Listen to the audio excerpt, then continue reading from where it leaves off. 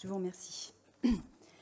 Le projet de délibération qui nous est soumis concerne donc l'adoption d'une nouvelle version du guide interne de la commande publique pour la ville, version guidée par l'évolution juridique en la matière.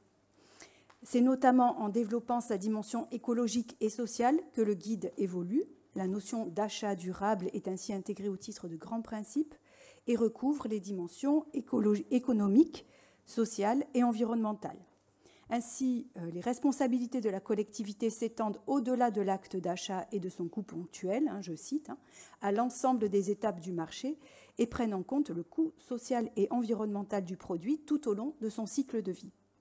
De même, les choix de marché doivent prendre en compte le long terme et valoriser la sobriété des ressources et de dépenses d'énergie. C'est toujours dans le guide. Nous retenons donc de ce document, et nous nous en félicitons, que les arbitrages selon le moindre coût ou le moins-disant devront évoluer au bénéfice d'attention au mieux-disant. Nous serons attentifs à l'intégration effective de ces principes dans les choix de marché, notamment dans le cas des orientations sur les emprunts bancaires ou sur les rénovations des bâtiments publics. D'autre part, au-delà de cette déclaration, nous nous demandons comment la collectivité peut accompagner dans cette évolution qui fixe des principes louables mais sans doute complexes à mettre en place pour nos petites entreprises, notamment locales. Car si les grands groupes nationaux intègrent le plus souvent dans leur process ces normes nouvelles, il est plus difficile de le faire pour un artisan, une petite entreprise ou un petit producteur local.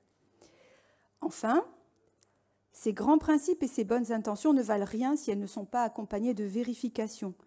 Quels moyens se donne notre collectivité pour accomplir ces contrôles de bonnes pratiques auprès des différentes entreprises qu'elle emploie, en termes notamment d'exigences sociales et environnementales? Est-il prévu des missions particulières associées à des formations pour des personnels de la mairie qui effectueraient ces vérifications et cet encadrement?